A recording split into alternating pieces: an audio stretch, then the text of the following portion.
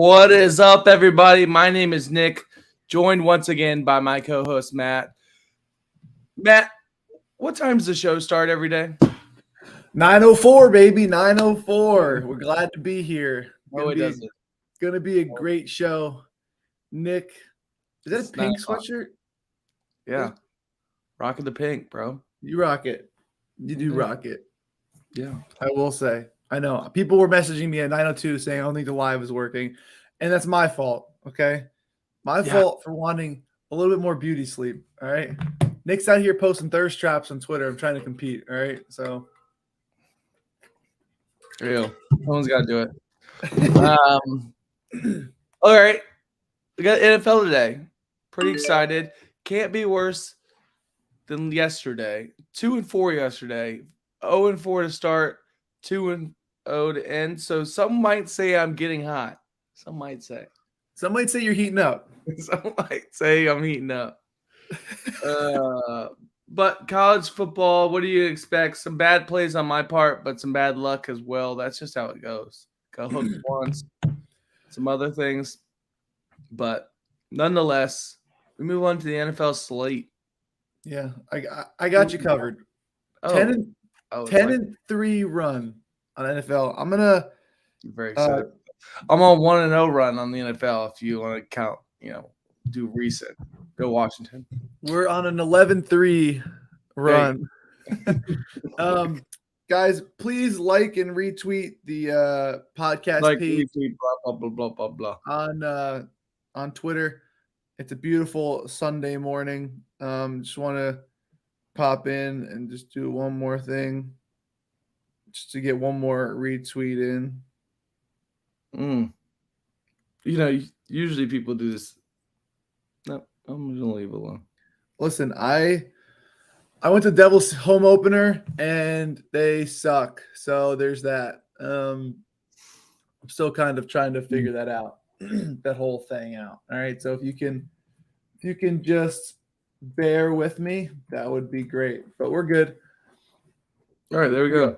We're totally fine. I wrote my article on this already earlier in the week. I just want to talk about it real quick for you guys. A lot of people are going to hate me for this Giants and Ravens game, and it's going to be the Ravens -5.5.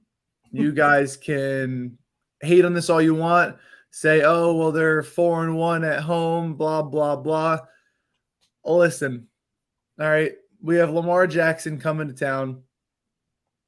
First of all, Max, appreciate you. There should be more people like you in this world, but we're going to go back. Don't make a comment, Nick.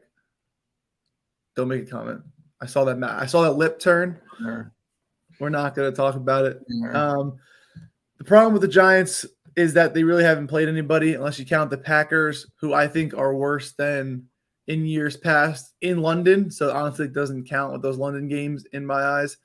Max, never mind. I totally take my comment back about there being people like you in this world. There should be less people like you in this world after that comment. But the Ravens -5.5. This Ravens offense is just too good. If you go look over at DVOA numbers that we've been basically using, if you're new here, DVOA numbers basically just make it so it's more true football numbers. If someone, like, it counts if it's 3rd and 7 and there's an 8-yard gain as more than if it's 3rd and 15 and there's a soft 8-yard gain that the defense just allowed to give up because they didn't need. All they were doing was trying to prevent a 15-yard pass.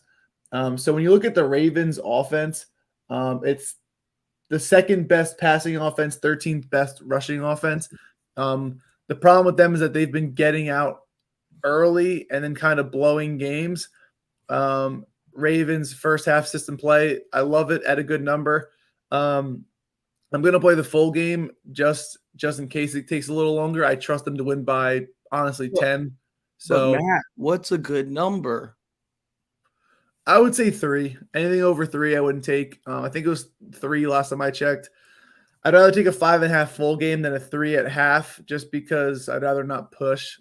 But this Ravens team has played the Bills, has played the Dolphins, has played a tough Patriots defense. Not saying the Patriots are good, but this Ravens team has just played the Bengals last week, pulled off a win. They've played good defenses. They know how to win. They know how to pull it out. The Giants, on the other hand, beat the Panthers, beat the Bears, beat the Titans on a missed field goal, and then lost to the Cowboys and beat the Packers in London. The only good thing about the Giants is their running offense with Saquon. But if the Ravens get out early, which we expect them to, and it seems like the people in the chat expect them to, I think that kind of takes Saquon out of the game because you're gonna want to run him less if you got to catch up. And with that happening, they've no wide receivers. Daniel Jones is okay. He's not going to win you football games. He may not lose you football games, but he's just like kind of there. So I love Ravens -5.5. I think if this would be a 7.5 if the Giants' record wasn't 4-1, and let's be honest, they played nobody and could easily be not 4-1 if people knew how to make field goals or not fumble a lot. So I love Ravens -5.5. And Lamar to roll through New York again like he did in week 1 against the Jets. Thoughts, Nick? Comments, concerns? Yeah, makes sense. I'm going to move on to my favorite play. Favorite play. I wish I had a football in here that I could kick, you know?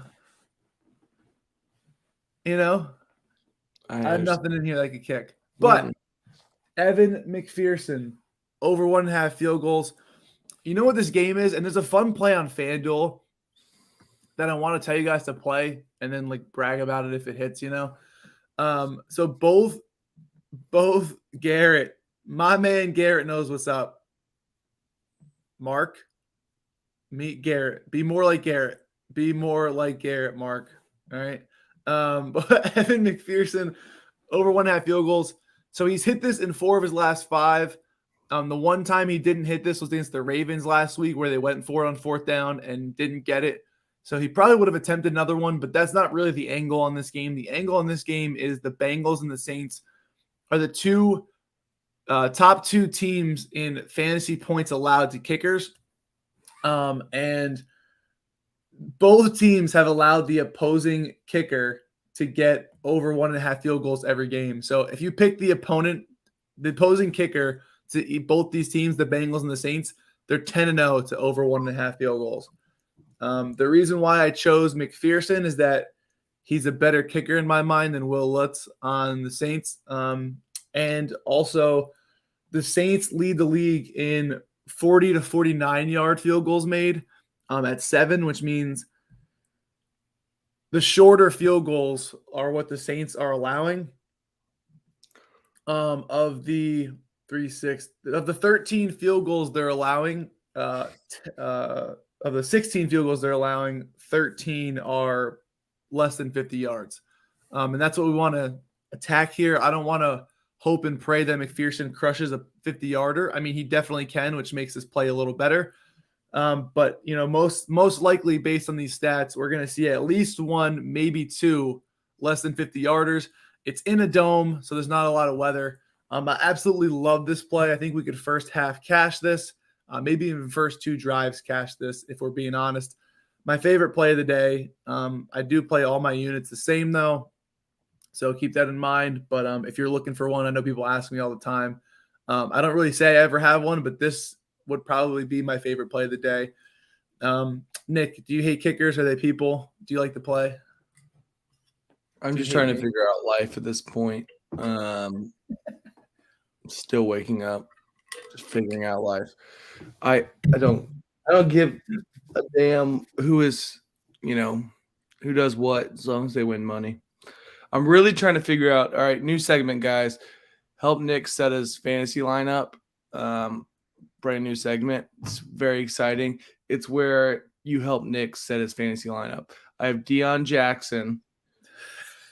I have Philip Lindsay.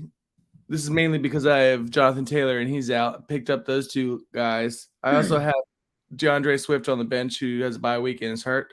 And Damian Harris, who's also hurt. So I'm really low on running backs, guys. Okay. Deion Jackson or Philip Lindsay? Let me know in the comments. Thank you. All right, go ahead, Matt. Sorry. Is that what we're doing now? I you know, I need a little help. Well, all right. There's that. Let Nick know in the comments who he should start. Please. My next play is a good one. I tweeted it out, but I want to talk about something else in this game as well. If you're doing the same game parlay, I personally love this game in general. But the play is Will Dissly over 19.5 receiving yards. And a lot of you guys First may be like, guys, what? who's Will Dissly? Yeah, they're going to be saying that. Who's that? Will Dissly is a tight end for the Seahawks. He's 4-1 to this number. The number is now 20.5, which I would still take. His only miss was against the 49ers. And let's be real, nobody hits their props against the 49ers. Every starting tight end has hit this number. And 7 tight ends in 5 weeks have hit this number because the Cardinals give up the most reception yards to tight ends. The Seahawks are actually the best offensive team in passing offense in DVOA over the Ravens, which is kind of absurd. This is a beautiful play. This is kind of like the Josh Jacobs play that we cashed the other day, where it's just a prop that everyone's been hitting on this team, and it's hard for the books, I think, to price it because it's around the number where they're usually hitting, and I think we're getting an edge there. But the reason why I want to talk about this game is that the Seahawks and Cardinals are the number 1 and number 2, both highest fantasy points allowing teams to tight ends. So you could also have Zach Ertz on the other side, maybe ladder both of their yards. I think Ertz is at like 48.5, and he gets like 47 or 48 like 3 times out of 5. So that's why I kind of stayed away. That was too high for me. Why don't you, if people don't know, who will Dissly play for? The Seahawks. He plays for the Seahawks, which, by the way, I don't know who he is if you're asking that question. But there's going to be a lot of scoring in that game.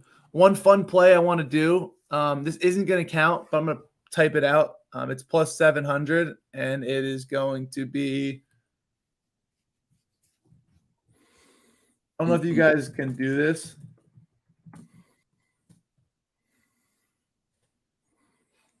Bang. All right. Fun play. So the Cardinals are 0-5 to the first half spread this season. The Seahawks are 4-1 to the first half spread. And the Cardinals suck at home. The Cardinals are better on the road. This happened 2 weeks ago when we had the Cardinals. They were playing – I forget who they're playing on the road. They're playing the Panthers on the road. They were losing the first half. Everyone's like, oh, they're going to come back like they always do on the road, blah, blah, blah. They win by 10+ on the road. I think this is a similar game where we have the Seahawks, who are used to being pretty dominant in the first half. It's a 3-point spread, give or take, so it should be close. I think the Seahawks strike early, take the lead. Maybe are winning by 3-7 points in the first half, and the Cardinals take over, and Kyler Murray shows what he's done. I believe he was 8-1 or 6-1. 6-1 on the road last year. He's 2-0 on the road this year. I think he hates Arizona. I absolutely love this play. Someone asked a question, what's the exclusive play? It's coming up later. FanDuel play for kickers would be McPherson kicking points instead of field goals made over 6.5. Going to pay more juice, but it's all FanDuel has to offer. Sorry, Garrett. Back to the Seahawks Cardinals double result. I love this play. Absolutely love this play. Just for fun. Please don't hammer that. Like just for fun. And back to this game, the Evan McPherson game, the Bengals Saints. There's a FanDuel play for a field goal to be made every quarter at plus 550. For both teams. Remember, both teams allow the most kicking points, allow the most field goals. I think there should be some good red zone defense there, and a field goal every quarter from either team sounds doable, plus 550. So keep that in mind as well for those fun plays. But now moving on to the podcast exclusive. Let's talk about one thing real quick, What do you want to talk especially about? with that Seahawks game. It's Seahawks. I feel like every week, especially recently, it's been the over. Yeah. We can talk about the last two games in particular. I mean, really the last three. So Falcons 27, Seahawks 23, Seahawks 48, Lions 45, Seahawks 39, Saints. I mean, Seahawks 32, Saints 39. I mean, these are some big numbers, and especially versus the Saints, which isn't even that good a team. Neither the Falcons. The Lions put up some points, and that offense is pretty good. What are your thoughts on that 50.5 total? I mean, I like the Arizona. number. Yeah. I do. And another reason why the first half double result is appealing to me is because I like the over. I think there should be tons of scoring, lots of lead changes as well.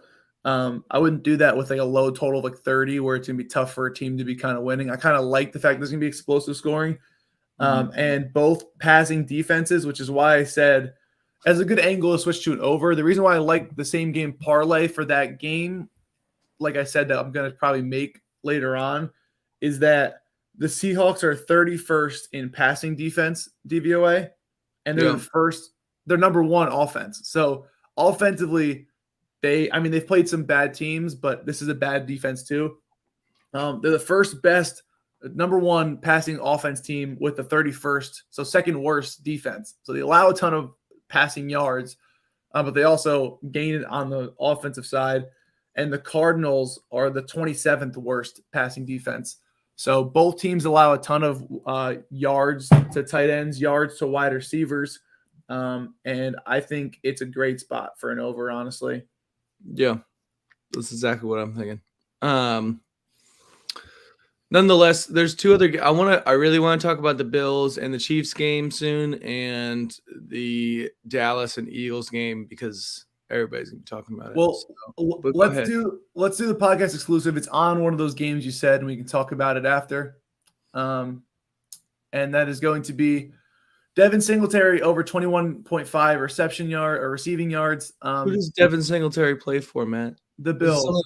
I know. It's so easy. You know how many messages I get when I do player props? It's like, oh, who does he play for? It's like, oh, wow. It's a quick Google search. Google must be down today. Google was down that day. So I get it. I get it. Google was down that day. I give him a pass there. So we cashed Josh Jacobs' angle on this. And again, this just kind of makes sense. Devin Singletary. First of all, it's going to be a big game between the Bills and the Chiefs. We expect the Bills to come out hungry, Bills to want revenge from last year. I think they utilize Singletary receiving side of things, especially if they're watching film on Chiefs defense. This would be the first thing. The Chiefs allow the most receiving yards to running backs, and they allow 350 on the season, and the next closest is 269. So they're giving so many receiving yards allowed to running backs. And Devin Singletary hit this number in only two of five, but he played two of the worst targets in those first 2 weeks. So I'm not really worried. The Rams, he played in week 1, and they allow the third fewest receiving yards to running backs. Then he played the Titans. They allow the 1, 2, 3, 4, 5, 6, 7. They allow the eighth fewest. So that's another tough one. The two games he played against a top target were the Ravens and the Dolphins, who are 3 and 4 on the list. It goes Chiefs, Colts, Ravens, Dolphins. And he crushed through that number with 78 yards against the Dolphins and 47 yards against the Ravens. So he doubles that number against good targets. And that's really all I'm looking for here. I think this is a good line, just given the fact that he doesn't normally get this against bad targets. But we got a great target today. And the fact that he just blew by this number and not like kind of coasted makes me love it. So that's my podcast exclusive play. Devin Singletary, over 21.5 receiving yards. We watched Josh Jacobs get this early last week. Let's watch Singletary do the same. That's all I have on the side. I do want to talk about the game. Nick, do you like a side there? Do you like a total, or are you just going to watch as a fan?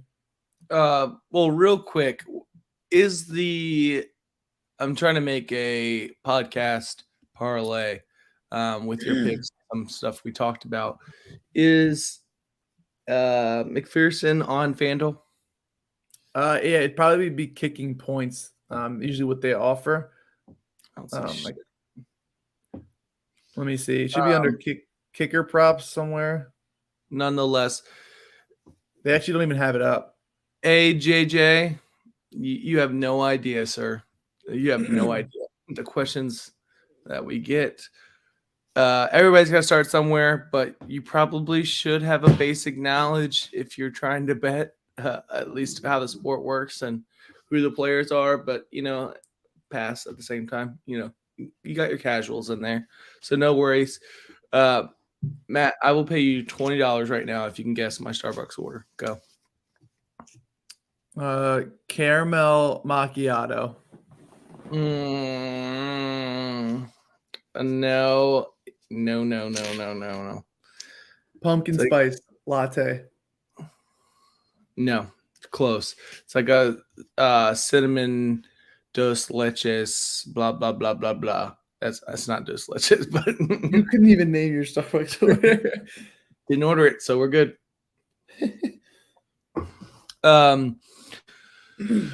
Yeah, as far as the game itself, I mean, I just thought it was one of those on paper, like, oh yeah, gotta watch, must watch. Oh, thank God we got the go lives. As far as exactly.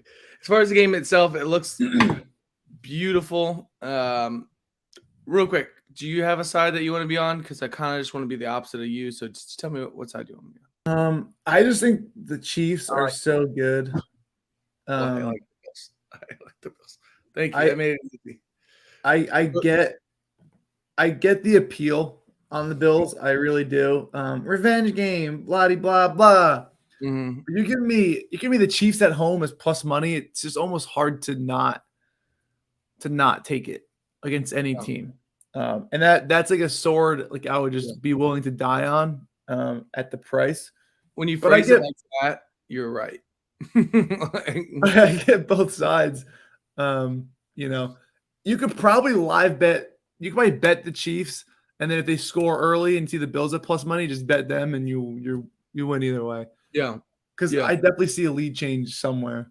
Honestly, that's when you start doing in college. I kept thinking about it yesterday because there's so many huge lead changes. You could literally like get a team at like team goes up early, you get the other team like plus 180. Yeah, they give up like 40 points, and you get the other team at plus 4. It's insane. And you could probably do the same thing, when it comes to this as well.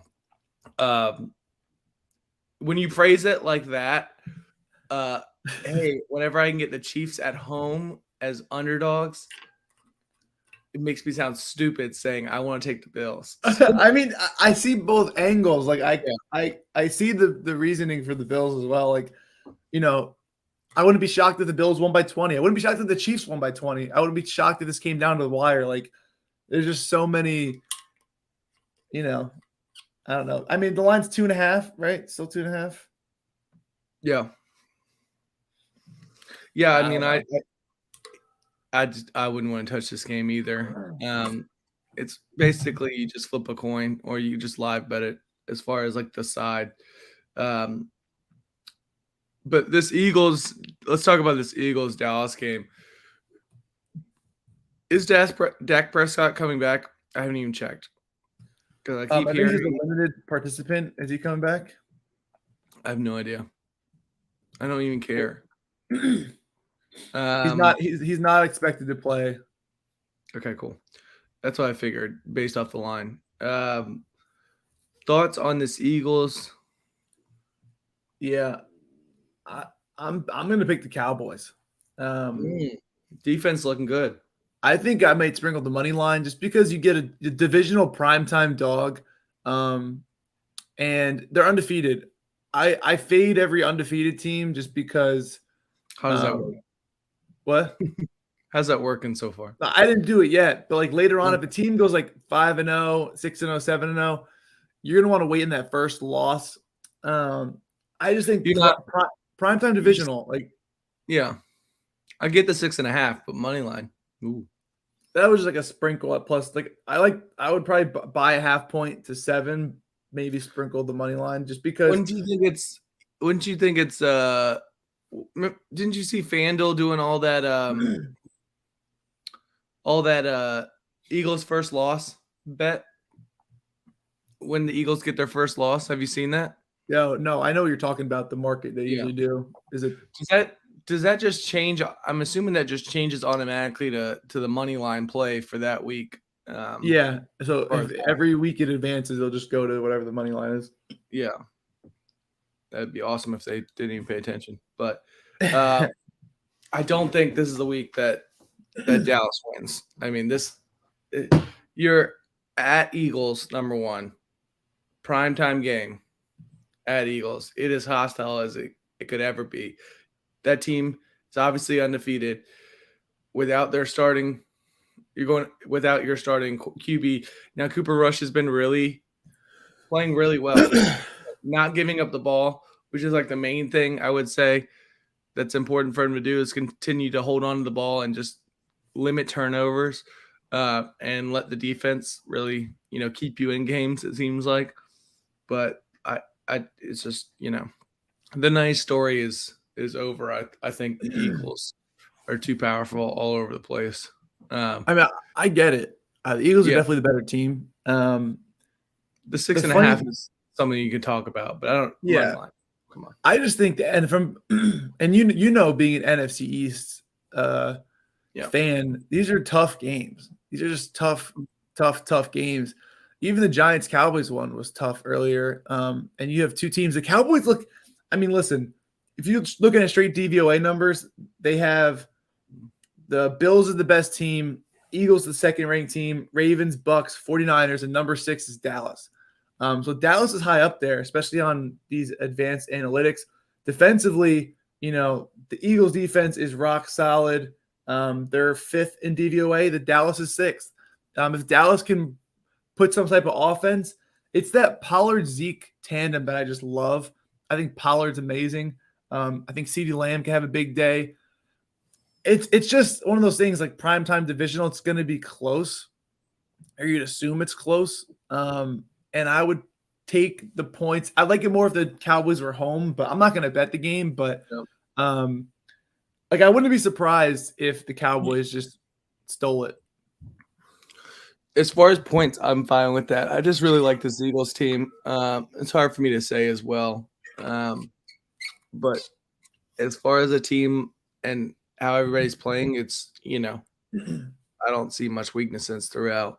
Their roster is one of the most, they have the most depth on their roster out of anybody.